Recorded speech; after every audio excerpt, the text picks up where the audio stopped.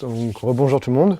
Je vais faire un autre talk, mais avant tout, je ne me suis pas présenté durant le premier passage. Je m'appelle Melvin Peignon, donc je travaille pour Elastic.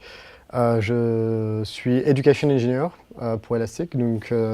Qu'est-ce que c'est qu'un Education Engineer? C'est un ingénieur qui est chargé de développer du contenu éducatif pour d'autres ingénieurs et ensuite d'aller voir ces ingénieurs et de leur transmettre des connaissances, comment bien utiliser la stack, comment des use cases qui peuvent être intéressants en fonction de leurs différents use cases. On a différentes formules, donc on peut directement aller dans vos entreprises ou alors aller sur des cours qui sont un peu plus publics, comme ce qu'on organise à Paris, ou alors on peut faire ça en virtuel. J'ai un background en machine learning et data science. J'explique ça parce que c'est un topic, c'est un use case pour lequel j'aime bien utiliser Elasticsearch. Je vais utiliser Elasticsearch dans le cadre de ma thèse pour faire tout ce qui était orienté Natural Language Processing et NLP et Hate Speech. Et j'avais utilisé Elasticsearch pour résoudre des problèmes du genre détection de code words, de mots codés utilisés par les communautés haineuses sur Internet, sur Twitter en particulier. Vous pouvez voir mes différentes contributions sur GitHub, donc c'est Melvinator. J'ai mon compte Twitter et mes adresses mail si vous voulez m'envoyer un email plus tard pour des explications ou quoi que ce soit d'autre. Je vais vous faire un talk aujourd'hui sur comment faire de la classification de texte en utilisant Elasticsearch. Vous allez voir qu'on a déjà mentionné, c'est quelque chose qu'on a déjà parlé, mais je vais essayer de rajouter une autre dimension. Et cette fois, c'est comment est-ce qu'on va définir vous allez voir qu'on a utilisé, pour les gens qui viennent régulièrement, on va utiliser un percolator. Mais on va voir comment est-ce qu'on doit définir nos queries dans le percolator pour avoir de bons résultats. Comment utiliser Elasticsearch pour optimalement définir une bonne query au sein d'Elasticsearch. Pour ceux qui ne connaissent pas, ça c'est la stack.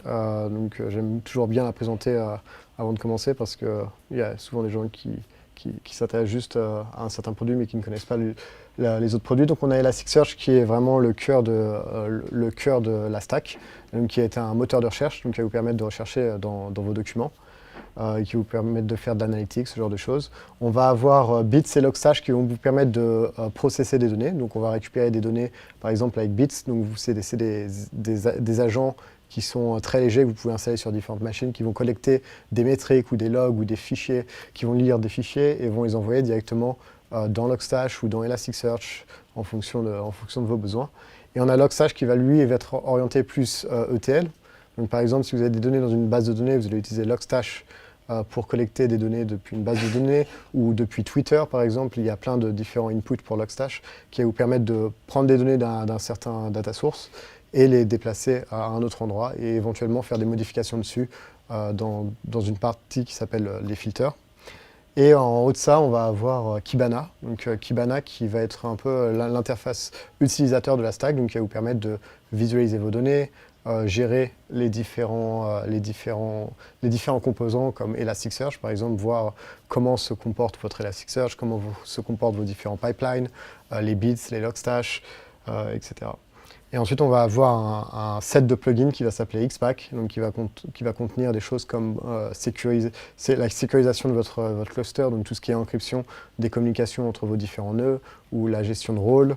On va avoir du alerting qui va vous permettre de générer des alertes sur vos données. On va avoir monitoring qui va vous permettre de monitorer votre stack. On va avoir d'autres outils comme Graph qui va vous permettre de visualiser vos données dans un graphe. Donc vous allez avoir différents nœuds et des arêtes qui vont représenter le nombre de documents entre différents nœuds. Et on va avoir du machine learning qui va vous permettre de apprendre des patterns dans vos données et ensuite éventuellement détecter des anomalies de patterns. Et tout ça, ça peut être on-premise, donc vous pouvez décider de télécharger Elasticsearch et de l'installer sur vos propres serveurs, ou alors de le faire sur Elastic Cloud. Donc dans cette présentation, on va surtout s'occuper d'Elasticsearch. Je vais vous présenter un peu de Kibana aussi, quelques trucs à faire avec Kibana. Nous, on va surtout s'orienter sur Elasticsearch. Avant tout, on va travailler ici sur un problème de classification. Donc, qu'est-ce que c'est que la classification? La classification, c'est un problème qui est assez récurrent, qui peut être appliqué à plein de use cases. Et en gros, on a une donnée et on veut pouvoir lui donner un certain label. Donc ça peut être plein de différents use cases. On va dire par exemple, vous êtes à un hôpital, vous analysez des images médicales et vous pouvez voir des cellules, des photos de cellules. Et à partir de ces photos, vous pouvez les classer en 2 catégories. Vous pouvez les classer par exemple dans une catégorie cancer ou dans une catégorie bénigne par exemple, ou maligne. Donc vous pouvez avoir 2 différentes catégories de cancer. Et donc ça va être un problème de classification. Donc vous allez avoir des jeux de données, donc par exemple plein d'images qui auront certaines images de cancer malin. Vous saurez que c'est des images de cancer malin, et toutes les images de cancer bénin, vous saurez que c'est des images de cancer bénin. Et donc tout le challenge derrière la classification, c'est d'apprendre de ces images des patterns dans vos données. Donc ça peut être par exemple la coloration d'une certaine cellule ou la taille d'une certaine cellule. Et donc les algorithmes de machine learning vont apprendre sur ces données, et ensuite quand vous leur donnez une nouvelle image dont vous ne savez pas quelle est sa catégorie, donc si c'est malin ou bénin, en ayant appris de plein d'autres images, l'algorithme va permettre de vous dire « Ok, ça c'est un cancer malin ou bénin ». Et donc ça peut être appliqué à plein de différents use cases. Par exemple, j'avais fait un talk sur des tweets où on pouvait classifier les tweets en tant que positifs ou négatifs, donc ce qui peut être très utile quand on fait du brand monitoring. Ou alors on va avoir par exemple des emails, l'analyse d'emails. Donc si par exemple vous avez un service après-vente qui reçoit plein d'emails et que vous voulez ensuite déplacer ces emails à une équipe particulière, qui va pouvoir gérer le dossier mieux que certaines personnes. Vous pouvez analyser le texte et en fonction des mots qui sont présents dans le texte, les déplacer à une certaine équipe ou à une autre. Donc ça peut être utile dans ce genre de use case. Ou par exemple pour tout ce qui est foire aux questions. Donc quand vous avez souvent plein d'utilisateurs qui vous posent souvent la question, vous en avez un peu marre, ce que vous allez faire, c'est vous allez sur votre site internet, vous allez créer une foire aux questions, copier-coller certaines de questions qui sont les plus récurrentes, et ensuite rédiger une réponse dans cette foire aux questions. Et ce qui pourrait, par exemple, un chatbot, donc quelqu'un qui pose directement une question à votre chatbot. Si votre chatbot a appris toutes les différentes questions que vous pouvez avoir, il va pouvoir les référencer à un certain URL sur votre site internet. Et dans notre cas, dans cette présentation, on va s'occuper d'un problème. J'adore ce problème parce que ça rappelle un peu les origines d'Elasticsearch.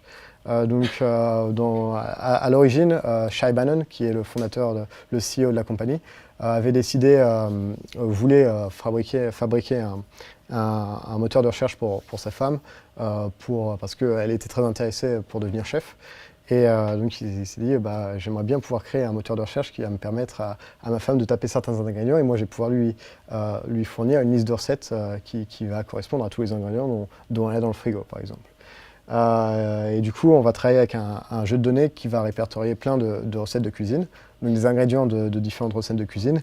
Et ces ingrédients de recettes de cuisine vont être affectés à une cuisine en particulier. Donc par exemple, on va avoir des recettes françaises ou des recettes mexicaines ou des recettes italiennes. Et le but, ça va être de détecter une recette. D'accord ? On va avoir les ingrédients d'une certaine recette de cuisine, et avec ces ingrédients, on va essayer de déterminer, en utilisant Elasticsearch, de quelle cuisine on est en train de parler. Donc, ça veut à peu près résumer notre problème. Donc, par exemple, j'ai une recette qui arrive, qui comporte des tomates, du pain, de l'huile d'olive, de la mozzarella. Je veux savoir de quel pays ça vient. Ce que je vais faire, je vais l'envoyer dans Elasticsearch, et Elasticsearch va me retourner idéalement, ce que j'aimerais, c'est que Elasticsearch me dise « Ok, ça, c'est potentiellement une cuisine italienne ». Et ensuite, je vais avoir une autre recette, par exemple avocado, salsa, corn tortilla et citron. Et ensuite, je vais l'envoyer, par exemple, sur Elasticsearch, et je m'attends à ce que Elasticsearch me retourne potentiellement qui me dise que ça, c'est une recette mexicaine, par exemple. Donc la partie la plus importante, ça va être la partie du classifieur. Donc comment est-ce qu'on va essayer d'implémenter ça dans Elasticsearch? Ce qu'on va faire en fait, pour les personnes qui connaissent un peu le produit, c'est qu'on va utiliser une feature qui s'appelle Percolator. Donc qui n'a jamais entendu parler de Percolator dans la salle? D'accord, donc je vais prendre un peu de temps pour expliquer ce que c'est que le Percolator. En fait, Elasticsearch, ça va fonctionner, ça va prendre des documents, on va indexer ces documents, et ensuite, quand quand je veux dire indexer, ce qui va se passer, on va transformer ces documents. Donc on va regarder les différents champs que vous avez dans vos documents. Donc par exemple, si vous indexez j'ai mangé une pomme, on va prendre cette phrase et on va la couper en pièces, qu'on va appeler des tokens. Donc par exemple, G va devenir G apostrophe, et on va avoir AI, on va avoir manger, on va avoir une, on va avoir pomme. Et ça va former des tokens. Et ces tokens-là, on va les mettre dans une structure qui s'appelle un inverted index, qui est simplement un dictionnaire. Donc on va savoir que pomme va être présente dans ce document-là. Et on va faire ça pour tous les documents que vous avez indexés. Et en fait, quand ensuite vous cherchez pomme, on va juste avoir à regarder dans cet inverted index, chercher pomme, on va regarder dans les inverted index, et on va récupérer tous les documents qui contiennent le mot pomme. Donc simplement, c'est ça la base d'Elasticsearch, de comment fonctionne l'inverted index. Le percolator, ça va fonctionner différemment. En fait, au lieu d'indexer cette fois des documents, on va indexer une query.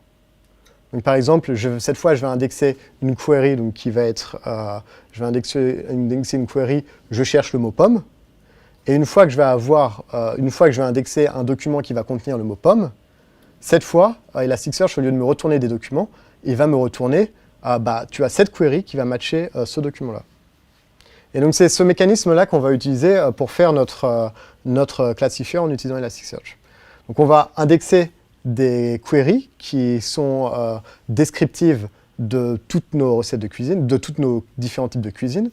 Donc, par exemple, si on va travailler sur de la cuisine française, on va mettre des escargots, du beurre salé, on va mettre par exemple, du persil, on va mettre tous ces ingrédients dans notre query. Et quand on va indexer un document qui contient par exemple du beurre salé, et cette fois on va avoir au lieu de récupérer des documents, on va récupérer toutes les queries qui vont matcher beurre salé. Et donc on va savoir que c'est une cuisine française. Le gros problème avec cette méthode, ça paraît simple, mais le gros problème, c'est comment est-ce que je vais choisir les ingrédients que je vais mettre dans cette query. Il y a probablement des milliers d'ingrédients. Quels ingrédients je vais mettre dans ma query? Et ça, c'est un gros problème. Est-ce que je prends les ingrédients qui sont les plus fréquents? Donc, par exemple, je prends la cuisine française et je vais regarder, je vais prendre les ingrédients les plus fréquents. Est-ce que ça va être une bonne solution? Donc ça, c'est des choses qu'il va regarder. Qu'est-ce que je vais faire? Combien d'ingrédients je dois prendre? Est-ce que je dois en prendre 20? Est-ce que je dois en prendre 30? Est-ce que je dois en prendre 50? Combien d'ingrédients vont décrire ma cuisine? Et combien est-ce, par exemple, si j'ai par exemple, à prendre un basilic. Le basilic, c'est très descriptif de la cuisine provençale. On va le retrouver en Italie, on va le retrouver dans le sud de la France, mais par contre, on va difficilement trouver du basilic dans les cuisines norvégiennes, dans la cuisine norvégienne par exemple. Mais du coup, en fait, le basilic va être présent dans différents types de cuisine. Par exemple, dans la cuisine française et dans la cuisine italienne. Combien est-ce qu'au minimum ma recette doit contenir d'ingrédients communs avec un certain type de cuisine? Et ça, c'est une autre question à laquelle je ne peux pas répondre directement. Donc, pour ça, je vais faire une petite démo. Une petite démo de Kibana pour voir comment est-ce qu'on peut utiliser Kibana pour détecter ce genre de choses. Est-ce que tout le monde peut voir bien le Kibana? Donc, qu'est-ce que je vais faire? J'ai créé un dashboard. Donc, j'ai indexé plein de recettes de cuisine. Et j'ai créé ce dashboard-là. Donc, ce dashboard-là résume à peu près les données que j'ai dans mon index de cuisine. Donc, je sais que j'ai 20 différents types de cuisine, que j'ai plus de 6000 différents ingrédients. Et j'ai créé des petits dashboards. Donc, ce que je vais faire, ici, donc si je auto-refresh, hop. Donc, ce que je vais faire, c'est que je vais, par exemple, j'ai deux dashboards ici qui me disent la fréquence des différents ingrédients dans mes cuisines. Donc, si je regarde par exemple ce graphe-là, d'accord, donc ça c'est les ingrédients les plus fréquents dans toutes mes recettes, donc de tous les pays différents. Donc surprenamment, on va avoir les ingrédients qui sont assez communs. Donc on va avoir le sel, on va avoir les oignons, on va avoir l'huile d'olive, l'eau, l'ail. Mais ça va pas m'indiquer grand chose. Donc je vais sélectionner une cuisine, par exemple, je vais prendre la cuisine italienne. D'accord? Et je vais voir est-ce que ça change la fréquence des différents ingrédients que j'ai dans ma cuisine.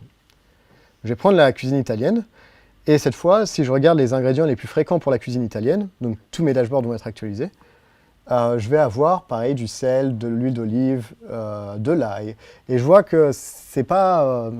si je regarde mes 3 premiers ingrédients, eh ben, c'est pas vraiment très spécifique à l'Italie. On a vu que c'était dans tous mes ingrédients, c'était la même chose. Donc ça ne va pas donner beaucoup d'informations, la fréquence des ingrédients.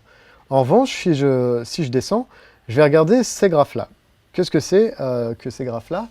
C'est cette fois, au lieu d'utiliser l'agrégation qu'on appelle la terme agrégation, je vais utiliser un autre type d'agrégation qui s'appelle la significant term agrégation. La significant term agrégation, elle va reposer sur un différent principe. Elle va reposer sur un principe statistique. Donc en gros, j'ai sélectionné, ici je viens de sélectionner que mes cuisines italiennes. D'accord? Donc là, toutes les données que j'affiche, c'est des données concernant la cuisine italienne. Et en gros, la significant term aggregation, ce qu'elle va faire, c'est qu'elle va comparer statistiquement les documents que j'ai sélectionnés avec l'ensemble des documents que j'ai dans mon index. Et il va me dire qu'est-ce qui est relevant pour mon échantillon de données que j'ai choisi.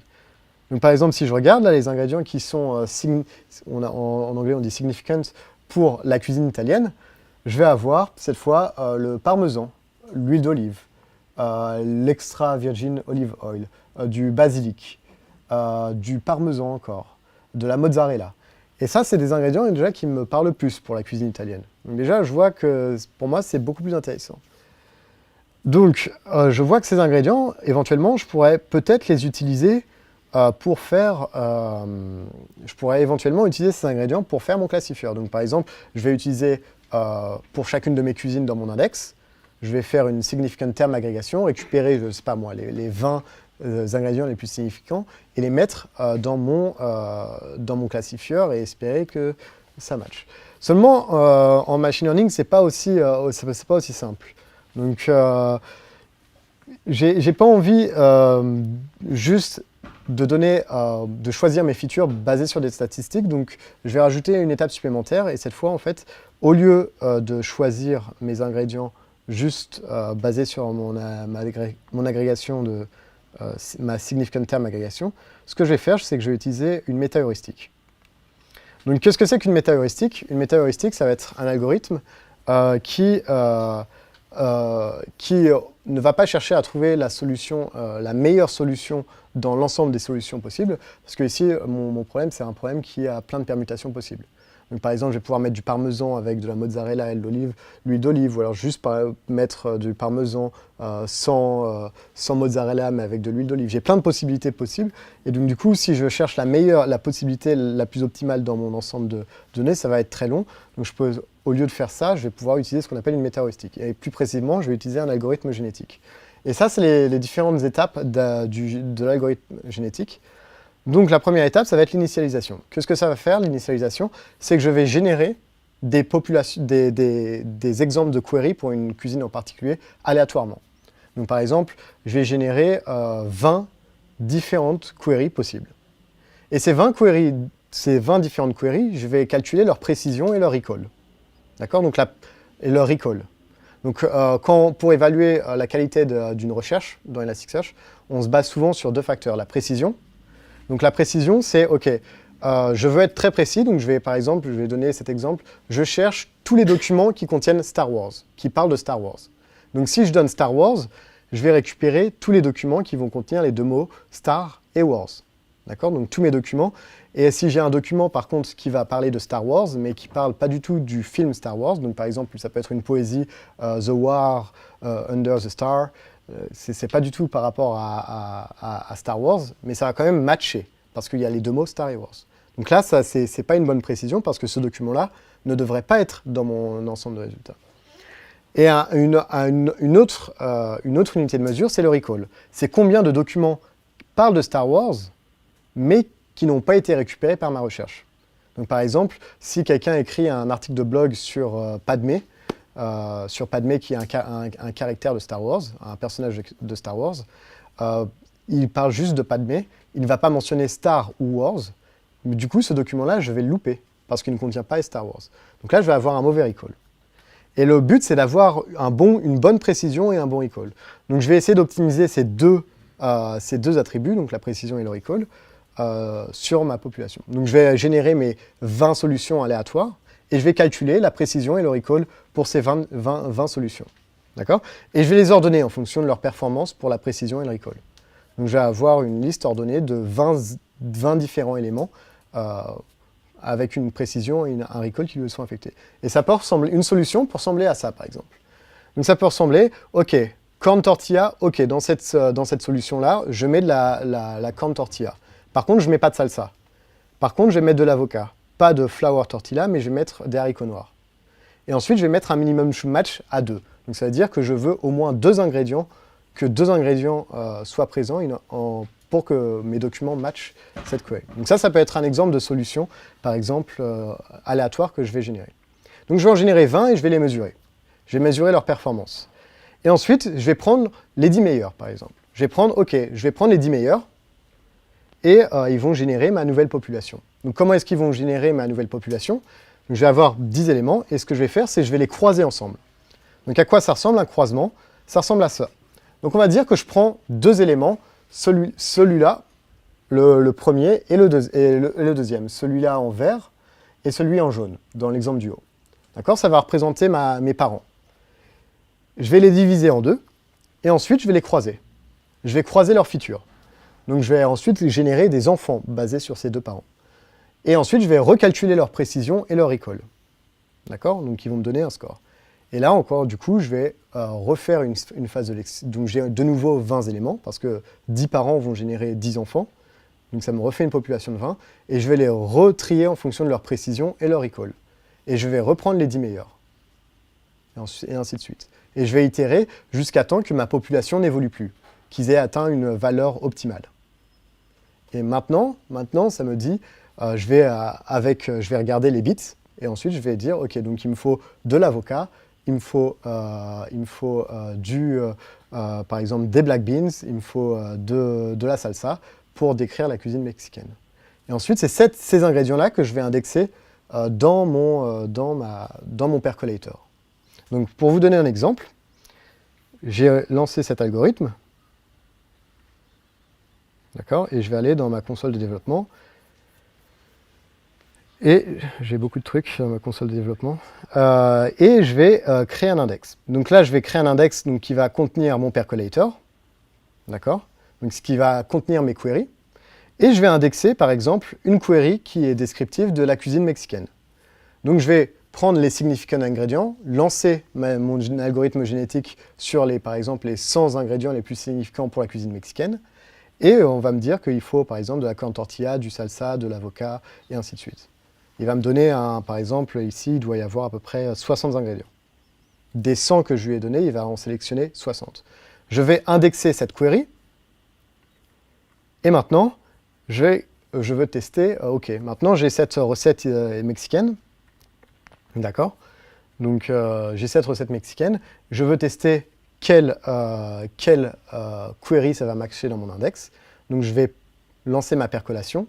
Je vais donner cette liste d'ingrédients à mon index de percolation et il va me dire, ah, ça match une query, ça match la cuisine mexicaine.